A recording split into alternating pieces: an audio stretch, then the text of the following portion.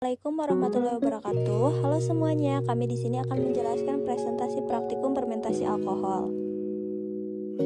Respirasi anaerob atau fermentasi adalah respirasi yang terjadi dalam keadaan ketidaktersediaan oksigen bebas asam velvat yang merupakan produk glikolisis. Jika dalam keadaan ketiadaan oksigen bebas akan diubah menjadi alkohol atau asam laktat. Fermentasi tidak harus selalu dalam keadaan anaerob.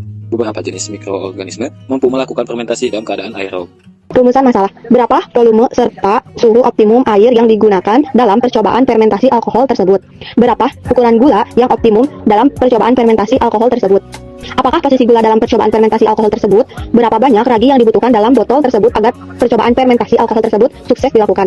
Apakah yang diharapkan terjadi dalam percobaan fermentasi alkohol tersebut? Jelaskan dengan alasannya.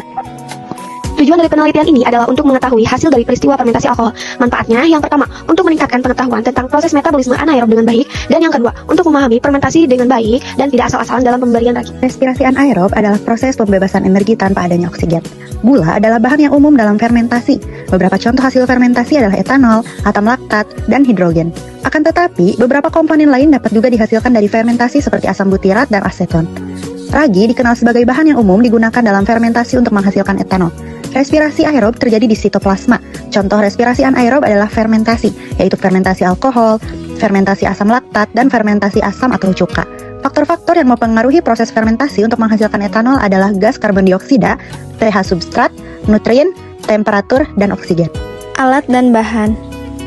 Selanjutnya, masukkan 2 sendok makan gula pasir ke dalam gelas. Lalu, masukkan juga permipan 2 sendok makan ke dalam gelas yang sama. Masukkan air secukupnya ke dalam gelas yang sudah diisi gula pasir dan permipan. Setelahnya, aduk sampai tercampur antara air, gula, dan permipan. Setelah tercampur rata, pindahkan larutan di gelas tersebut ke dalam botol bekas. Gunakan balon sebagai penutup botol tersebut dan nyalakan stopwatch untuk mengatur waktu. Ternyata dalam 3 menit balon sudah bereaksi.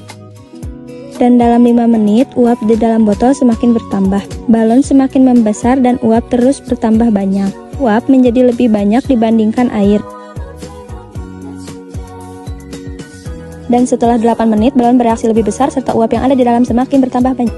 Hasil pengamatannya yaitu terdapat gelembung dari campuran permifan dan gula yang menunjukkan adanya proses fermentasi tersebut menghasilkan CO2 dan energi yang dapat mengembangkan balon. Kesimpulan, dari fermentasi ini dapat disimpulkan bahwa cepat atau lambatnya fermentasi dipengaruhi oleh banyaknya permifan. Dan pada saat fermentasi terjadi, pembentukan gas CO2 terjadi di keadaan anaerob, serta menghasilkan alkohol.